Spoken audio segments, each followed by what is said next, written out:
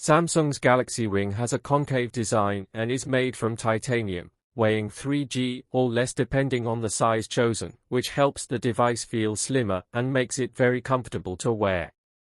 It's available in 9 sizes, ranging from 5 to 13, in titanium black, silver, and gold colors. All of the sensors are on the inside of the device, so from a distance it doesn't look like a piece of sophisticated tech at all. There are no displays, no LED indicator lights, and nothing else that would make it look like anything other than a ring. The GalaxyRing is meant to be a health tracking device that's worn 24/7.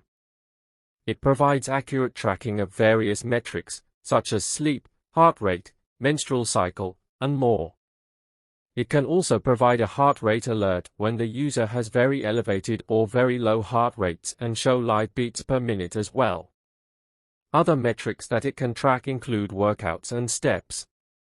All of the data that it collects is then piped to Samsung Health, where users can access the insights without requiring a subscription, a key distinction compared to other smart rings.